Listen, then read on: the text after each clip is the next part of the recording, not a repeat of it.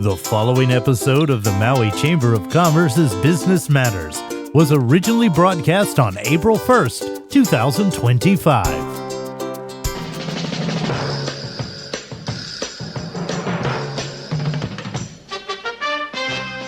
It's time now for Business Matters, brought to you by the Maui Chamber of Commerce. And now, here's your host of the Business Matters, Pam Toompa. Good morning, Pam. Hey, good morning, Gary. How are you? I'm doing well. How about yourself? Oh, I am doing excellent today. Thank you so much. And thank you for all you do to produce this show. We truly appreciate it.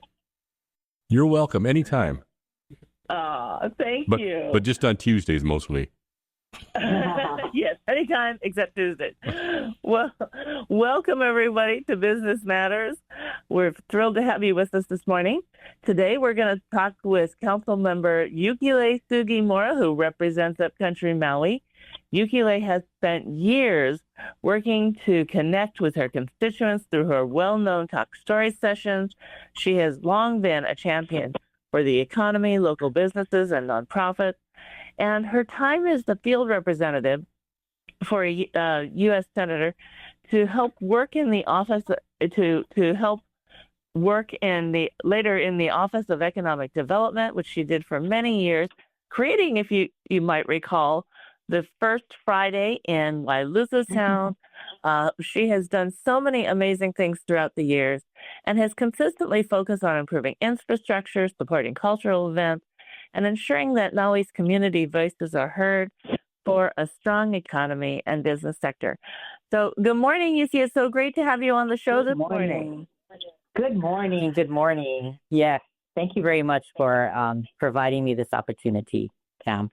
It's our great pleasure as always. And as the budget chair for the Maui County Council budget, we are so excited to have you on today because the budget process is upon us, and we'd love to hear some of the new things that you're doing this year and some of the returning things you're doing, but how the process is going to be handled and what are opportunities for our community to learn about the budget and then get involved and share their voice in this. Yeah.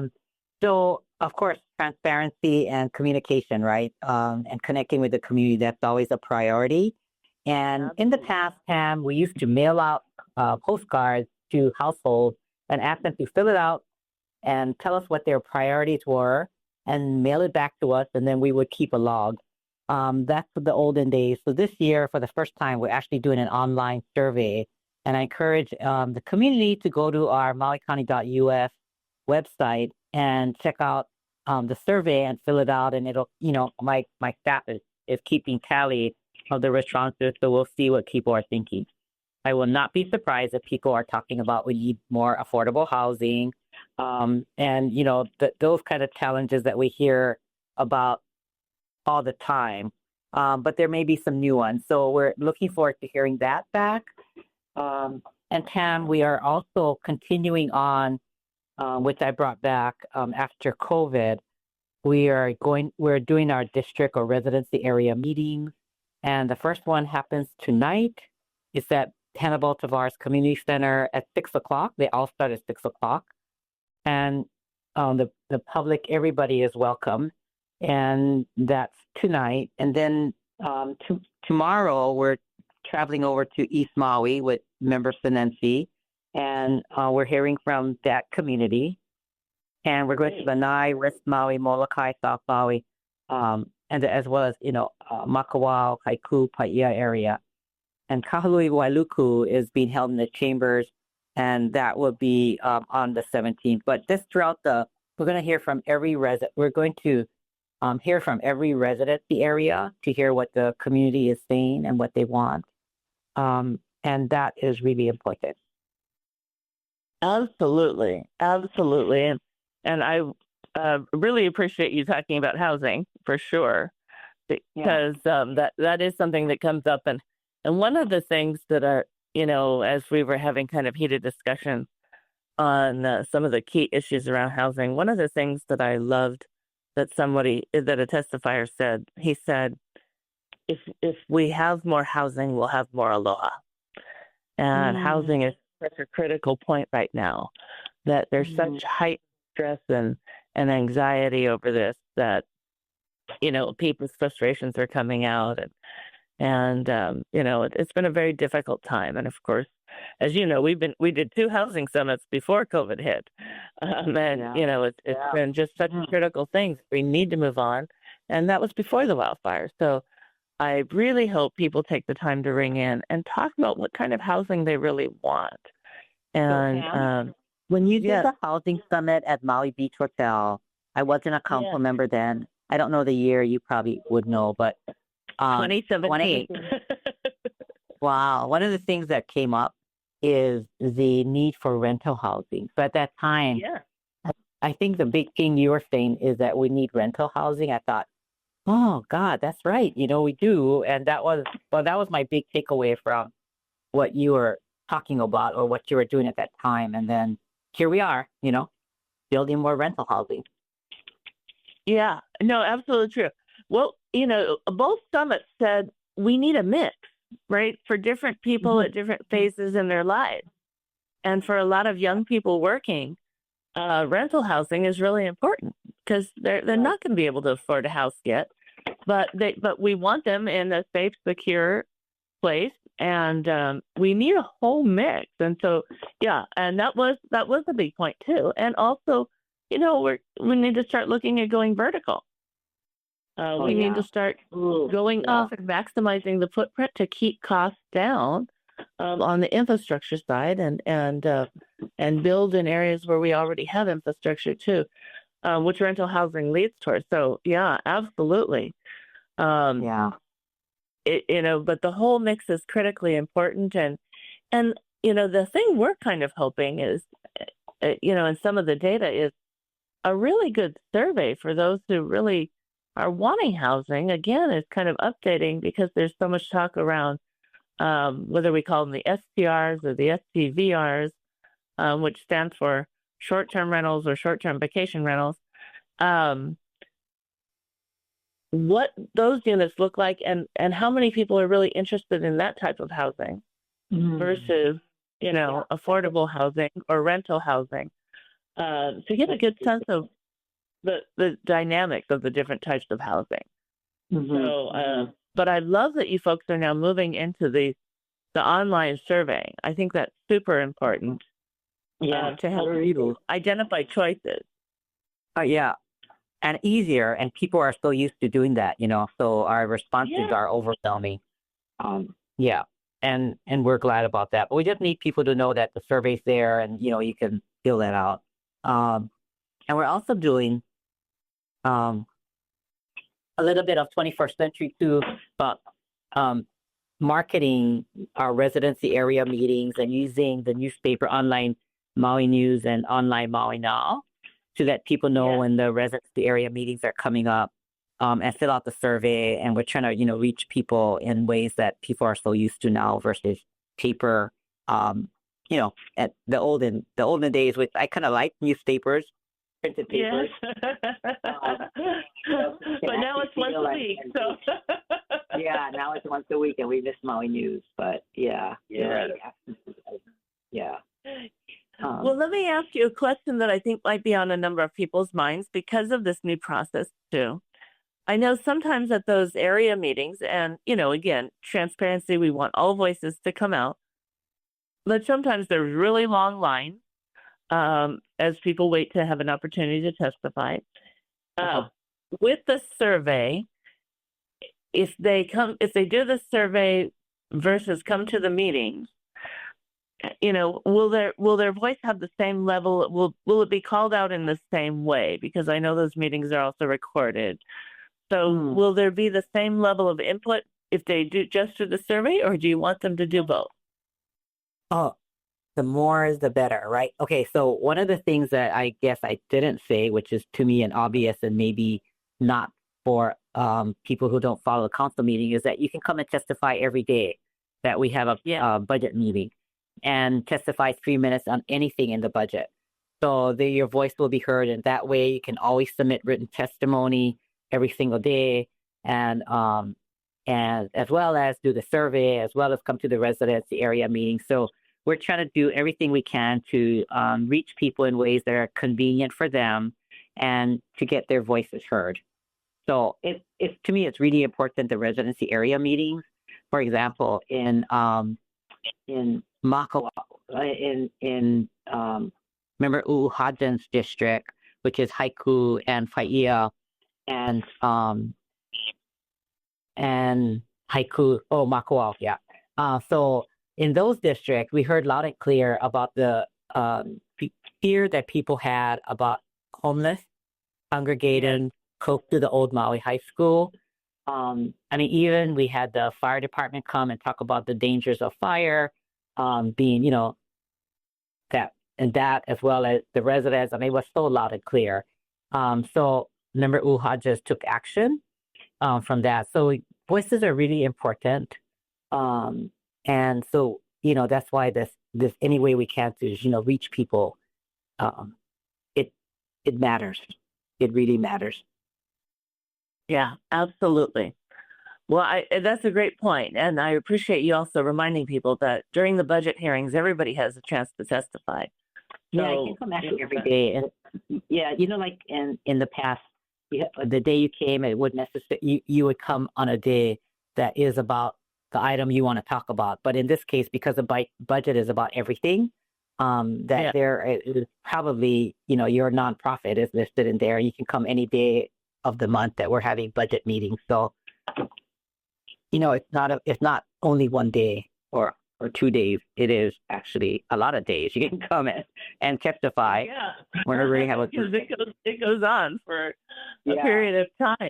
What is the schedule for when the hearings start? When in the council chambers, when the hearings will start?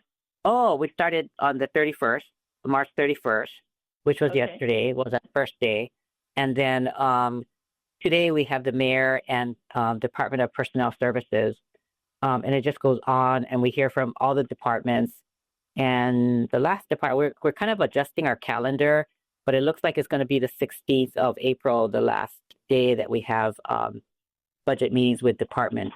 But what happened was that after the council members had a chance to look at the program and detailed budget from the mayor and got familiar with their programs, and remember now, all the council members got reelected, so we have at least 2 years under our belt or more. Yeah. And so therefore, yesterday, members said, we do not hear from, certain departments because we had enough information from them, from the mayor's budget proposals, but they need to fill out questions. We sent questions to everybody. So they need to fill out their, questions, and then, we'll take it from there. But the program calendar might get even smaller because we're saying that we don't need to meet with every single department. Because they're familiar with it now. Yeah. Yeah, and because, go ahead. No, go ahead. You said, and because. Oh, no, and then the other part is the department. We sent, by reviewing the budget details and reviewing the program budget, which is more a narrative on the same department, we get a feel for what, or details on what the mayor administration is doing. And then the members send follow-up questions. So yesterday at 4:30 was, there were at least 10 departments that, department questions were due. And so that went out to the departments last night. Email messages were, passing through our email like close to midnight last night, just trying to get these questions to the departments. And when we get it back, I think then the final decision will be made. Are we going to or not? Do we need to hear from the different departments? Depending what this is. Yeah. It's different communication at different levels, Yeah, no, that's fantastic. And I love that you're, again, you're always looking at how can we refine the process a little bit. I know you always send questions to the departments, but again, as you pointed out, that with people, again, being in office for a period of time so they will understand the process, this helps expedite things. So that's fantastic. Yeah. I will tell you that, oh, go ahead, Yuki. No, go ahead. I was going to say that one of the things we were excited to see, and that it wasn't just for us, but it seemed to be for all the nonprofits who took a 5% cut on their programs last year. We saw that money for the nonprofits doing different programs restored, which we were excited to see, particularly for us for the Maui County Festival, which you've been such a great supporter of. Yeah, Maui, man, it's important, right? For jobs, economic development, all the things that we've been living by, right, Pam? So yeah. So that was really important, as well as we have the golf tournament, the basketball, right?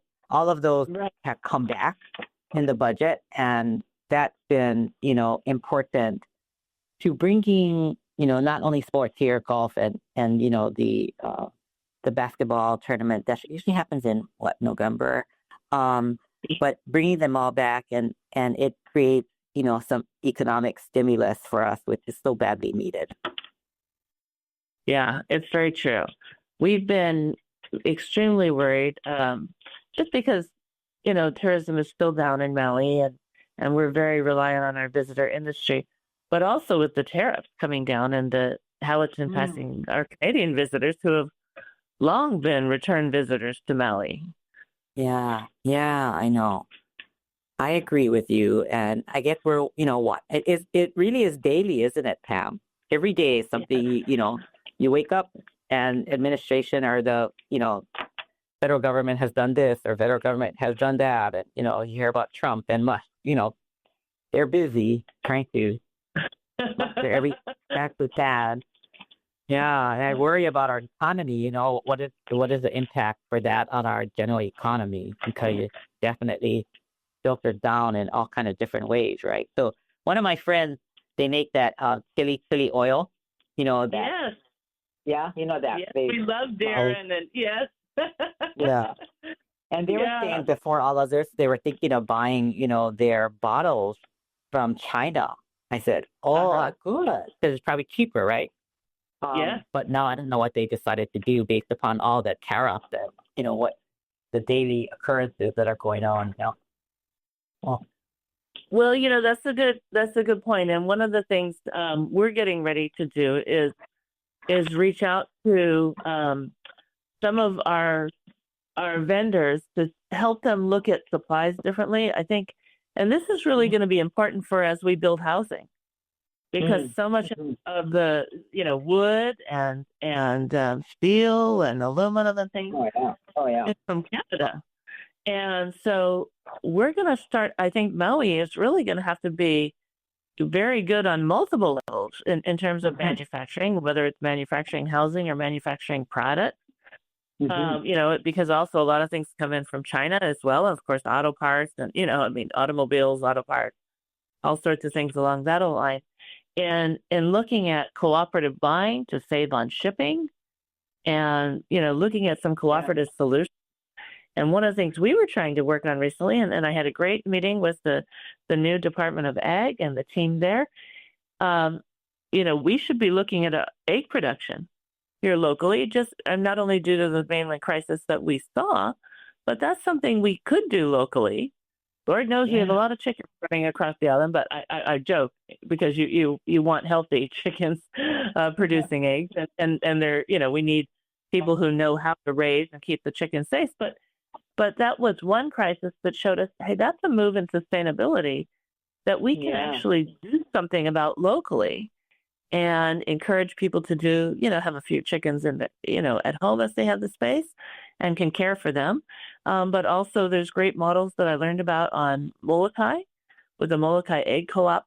So we're looking into that. That's not something normally the Chamber does, but we like to look at sustainable models and find ways to create solutions. So we are looking at some of this stuff because also our local manufacturers who have baked goods are reliant on eggs. And because their price at one point tripled, from $1 to $3 per egg at one point, that impacted all their product pricing and, of course, higher prices and sales. Yes. Amazing, yeah? That whole egg phenomenon. We're seeing eggs in the market now, but they're still expensive. But right. Yeah. And of course it's going to be that way for a while because we don't have a co-op in place, but long term, if other things came to pass, if the economy dropped further, if there was other challenges that we continued to see, looking at other ways that can be done for sustainability to insulate us as best we can is important. And that's something you and I have been working on. We're always looking at those kinds of things. So that sounds like my moment to talk about access gear. Oh, please, let's talk. I love to talk about access. Yeah, so very encouraging. Recently, Zeke Kalua, who is the chair now of the Access Gear Task Force, and I'm the vice, and Zeke is in the mayor's office, right? So anyway, they had a meeting, and I think you were there, but the encouraging thing that I heard was that the number of access gear has gone down. And the counts came from, I think, DLNR. And I was thrilled because we were dealing with like 70,000 on the island, right? And multiplying at one point. And now the counts are down, based upon the kind of overpopulation measures that DLNR and, the ranchers have taken, the private large landowners and different, farmers of all different sizes, and I'm encouraged. So we have a bill that's going through the legislature, Pam, that came from the community, and basically it try to do what you think would be a natural, right, a donation to a nonprofit. So we'll see if it survives this legislature, and it's been tried before, and we'll see. And that's one of the things that I hope, will help in terms of getting, sustainability and getting, people fed. Yeah, that's really important. So that, as when back in the days that you were talking, you were heading the committee, we were trying to get that done. And there had been several bills, and it didn't go through last year, but it's been revised this year. And we have a great championing that bill. And we've been supporting it at the Maui Chamber of Commerce throughout.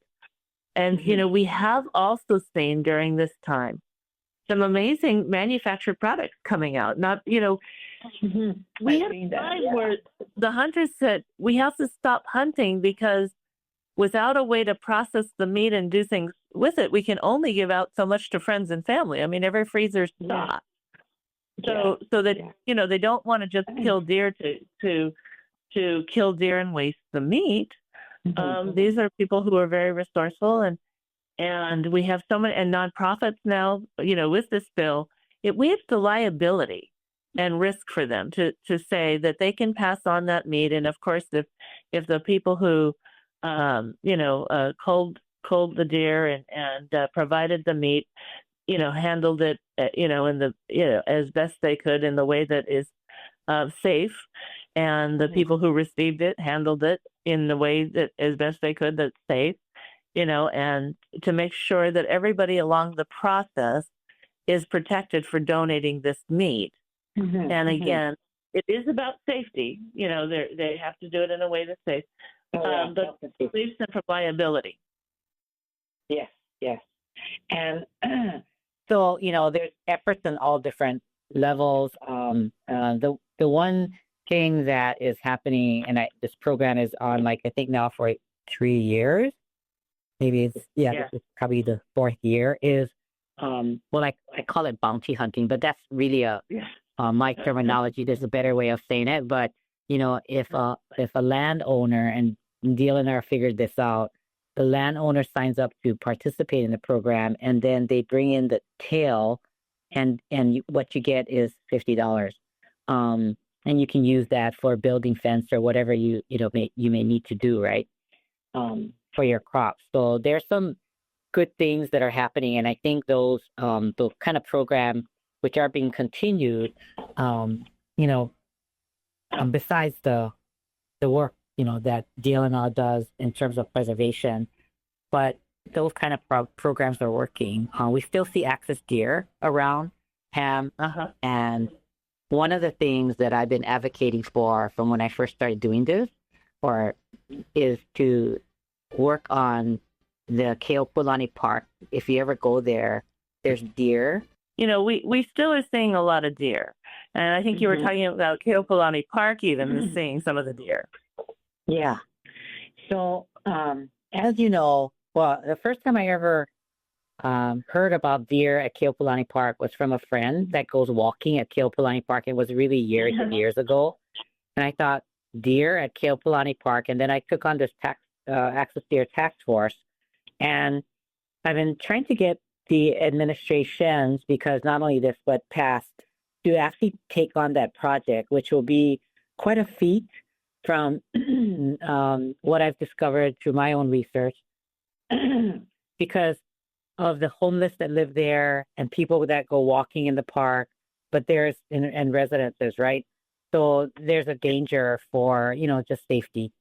Recently, DLNR, what they shared is that they have built traps, and they have offered to share traps with us so that the deer in a certain district area, a certain specific area of the park, the traps can be set up, and then hopefully then, we can kind of get a better population control of the population at Keopulani Park, because as you can guess, they populate in the park, and they don't just stay in the park. They go all over. Like now they're in, I hear from Wailuku Heights. So they're around, and but anyway, that is a ongoing concern that I have, and it's pretty risky just because of the people that live around there, of course, and the homeless, and how to communicate and make sure that it's safe for everybody. But Keopulani Park is, my next target. I hope I can get some success. Well, I hope you can too. And for those who live in that area, I also remember about the time we were hearing about the deer at the airport, which is extremely dangerous. And, it used to be considered, quote, an upcountry problem, right? Yeah. And now what we're seeing, right, over the year is it's not just an upcountry problem. They're moving in areas. We also have, heard incidents of car crashes and things where they've come down the mountainside into Kihei. And now we're seeing more movement in Kahului, Wailuku. So this is really an everybody problem at this point.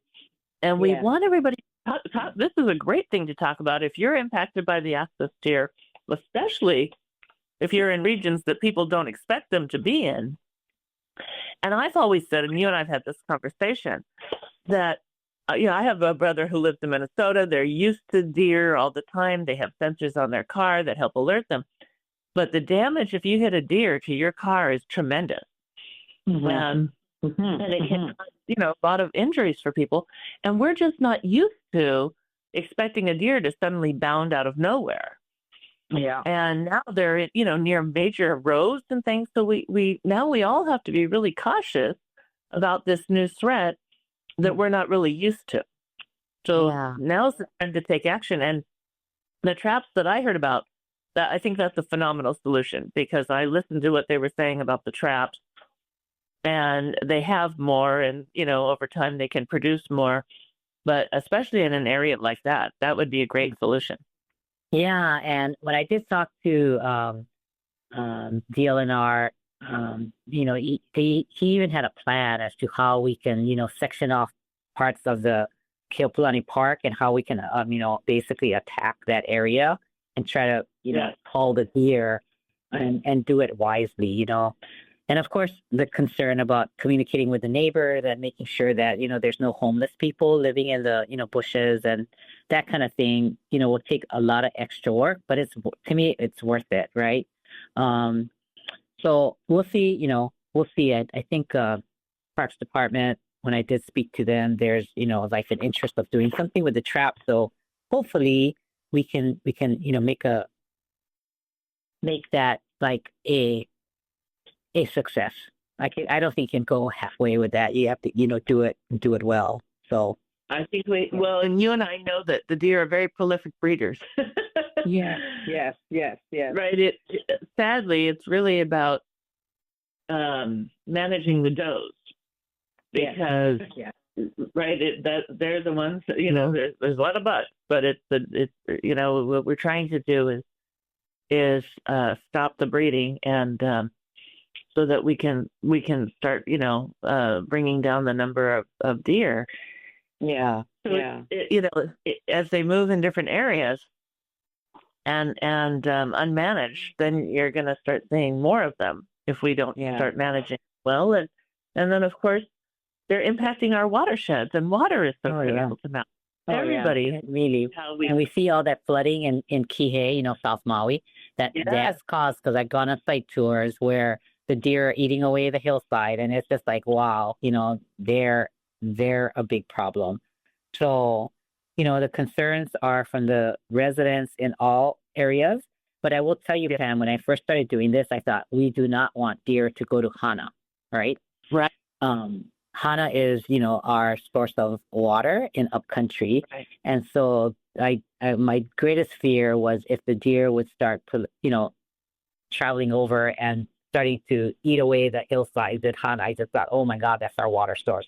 But that was, one of the big reasons why I thought it was really important that we, tackle this or try to do something about the Axis deer overpopulation.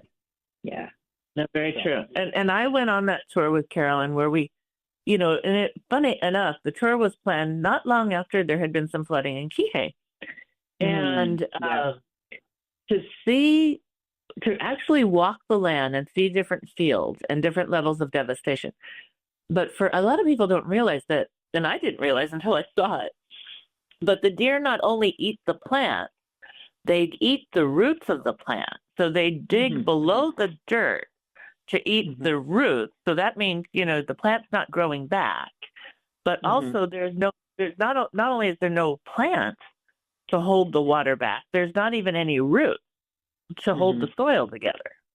Yeah, that causes a flooding. That's why you see this, and people were blaming the ranchers, and the ranchers are devastated because they're having to supplement, the cattle with feed because they're not able to graze.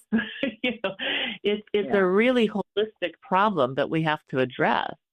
And as you say, large levels of deer in Hana would be devastating. Yeah. So, very much so. One of the things that I also wanted to talk about is how important it is that our Iao Theater in Wailuku Town is almost 100 years old. And in, I think, 27, that it'll be 100 years old. And that beautiful building, it needs some love and care for restoration. So one of the things I hope to work with the managing director's office and their CIP is to do restoration of the EL Theater because the roof needs repair. There's leaks in the building, and the Maui Community Theater or Maui on Stage is, who has the lease for that. And it's a county building, and I think the county needs to take the big step and do capital improvement project to make sure that the building is safe and secure, So that's a big thing that I think will come up in this budget discussions. As you know, right, Wailuku Town is one of my favorites. That's where I grew up. Yeah. So yes. Yeah. So we're looking forward to that. Yeah, it is a beloved theater. My family and I go to many plays there during the year, and so it's a really great theater, and of course it's historic, and Wailuku Town is historic. So we want to maintain the charm of that town and what it means to us. So that I didn't know that I knew it years back. I remember them having some challenges, and I didn't know that was still ongoing. So I think that was great. And Maui on Stage has a lease for the building and has been trying to do small kind here, small kind there as best as they can. But I think it deserves a bigger effort to just kind of fix the roof, major kind of things that, that small community theater group would have difficulty, but bless their hearts for all that they have done. So I really appreciate them. And a roof improvement project will last for 20 plus years. And we need to, right? Because that affects everything else. So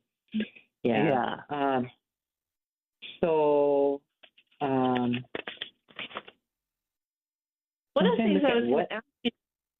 Go ahead, Yuki. Your Made in Maui festival is in here, and do you have plans already?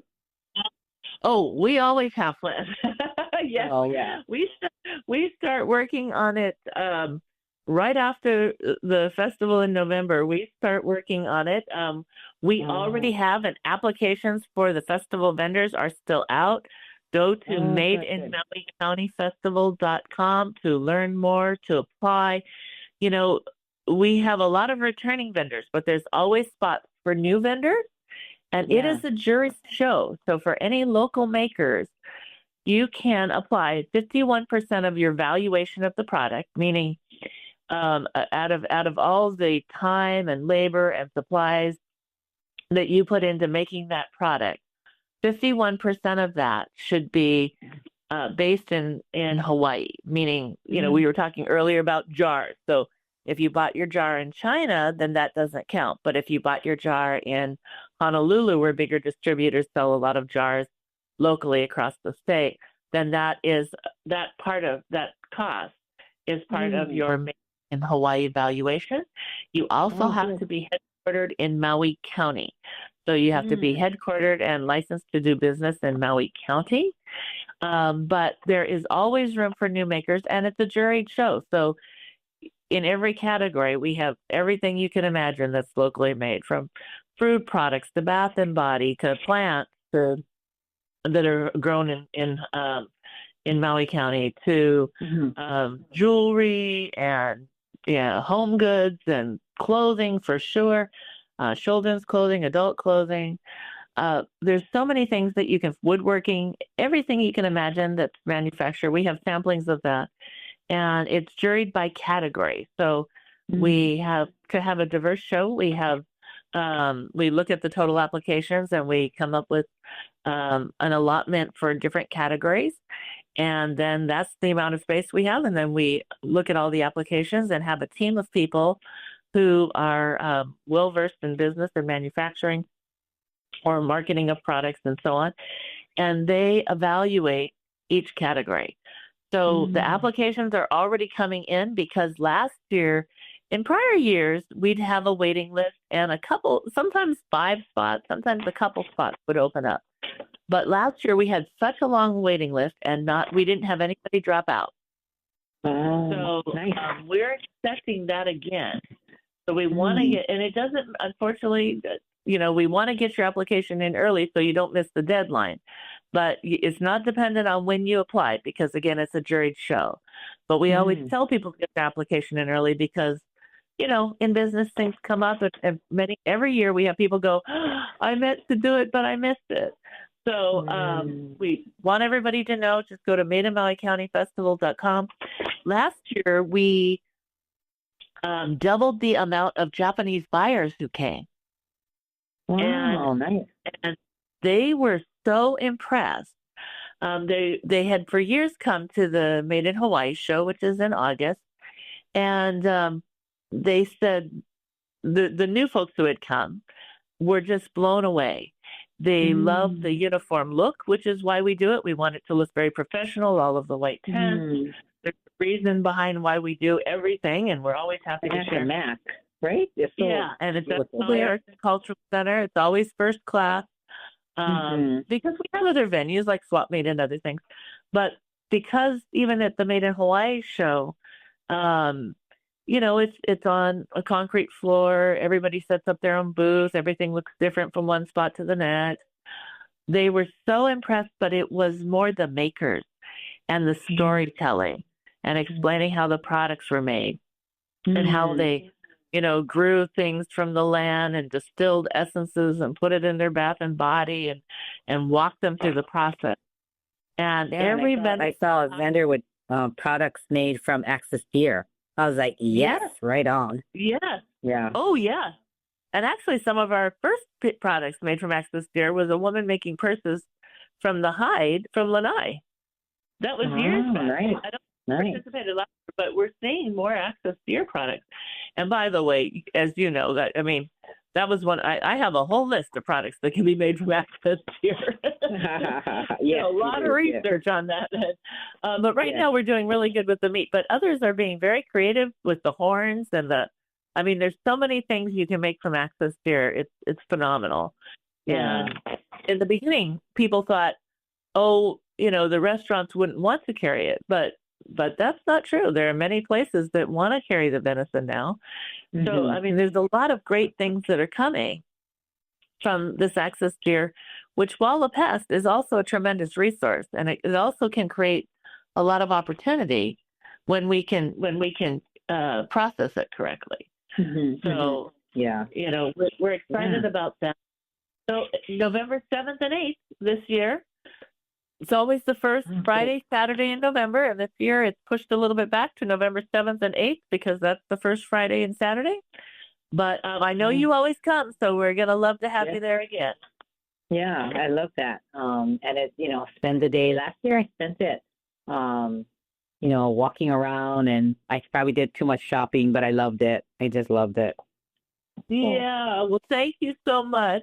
And Yuki, I love having you on. We're going to get our next guest on, but thank you for all you do. Thank you for explaining the budget process to us today and updating us on access deer and just, some of the things that you're working on. We want to help support EL Theater too. So, folks, it's time to ring in, and Yuki will be there, and all of the council members will be listening. Yes, and again, thank you very much for what you do, and business is so important, so keep up your good work, Pam. Oh, thank you, Yuki. You have a wonderful day. Okay, talk to you later. Bye. Talk to you soon. Aloha. All right, aloha. Always great to have Yuki on. Such a wealth of information, and, budget is really important this year, so we want to get everybody involved. And while Gary reaches out to our next guest. We have Claire on the line right now. Oh, great. Hi, Claire. I'm going to do a quick introduction. Hi. I want to let you know a little bit about Claire. She is a standout leader in Hawaii's construction and business sectors. Claire Thompson has been the special projects manager at Nordic PCL Construction, Inc. She oversees business development and client relations, bringing her strategic vision to the company. In addition to her role at Nordic, she serves as vice chair of the Construction Industry of Maui Trade Council, and she's on the advisory board where she helps shape the future of the local construction industry. She is recognized as one of Pacific Business News 40 Under 40 and has been celebrated for her leadership and innovation. Hey, I'm so glad to know that you're a 40 Under 40 winner. I was years ago, too. Oh, wonderful. Wonderful. Gotta love PBN for keeping up and helping recognize amazing leaders. That's awesome. So glad to have you on the show talking about the construction industry of Maui, which we call CIM. Claire, tell us about some of the latest news. Yeah, thanks, Pam. So we at CIM just had a very successful pauhana with Bacon Universal last week at their newly upgraded facility. I think the turnout for that event was over 100 people, so wonderful gathering of industry professionals. We are also gearing up to distribute the funds from our 2024 annual golf fundraiser. So these will go to local Maui high schools. We are giving out over $30,000 to 6 Maui high school programs, with all the programs being focused on engineering, architecture, and construction. And the funds are being used to purchase new tools, purchase equipment, and in some instances, help get students to the mainland for competition. So it's a great program, and we're super excited to distribute those funds. You folks have been doing an amazing job doing fundraising and giving back to the industry in so many ways, and great scholarships. I'm so impressed by what Construction Industry of Maui has done to support what's happening, in the industry, knowing that many of those in the industry are getting older and getting ready to retire, but you folks are on fire to get programs in place to help bring up new people coming into the industry. Yes, thank you. It's a huge focus of ours. As you know, many people are getting ready to retire. So whatever we can do to interest more folks in joining construction, we are looking to do. That's phenomenal. And it's also graduation time. And I know that you, again, are also looking at some of the trade council scholarships. How can students apply for the scholarship? Yeah, so we're gearing up for our 2025 Bob Paulson Scholarship, which is one of our big key features of the CIM. So for this year's scholarship, we're going to be giving out three $25,000 scholarships to high school students that are entering a post-secondary program in the construction, engineering, architecture, or a related field. And for high school students that are interested in applying, the scholarship application can be found at the CIM website, which is cimmaui.com. And I believe the application deadline is the end of April. Okay, great. So we've got time. We've got a month. By the way, it's April 1st. Yes, it's April 1st. So we're looking to get as many applicants as we can. But yeah, it's a great program honoring Bob Paulson, who's a late construction advocate in Maui. Yeah. Bob Paulson was a cherished member of the construction industry, and his family is lovely, and he deserves to be honored, and I think this was such an amazing tribute. But I want to ask everybody, if you're listening in, this is a really big scholarship for a lot of these students. $25,000 is amazing. And so please let people know. Let your friends and family know. Have them spread the word to go to CIM's website and apply, because this is an opportunity they don't want to miss. And it's probably one of the easiest scholarships to apply for. I know you asked a lot of questions, and they have things to answer, but some of those scholarships at that level are pretty extensive.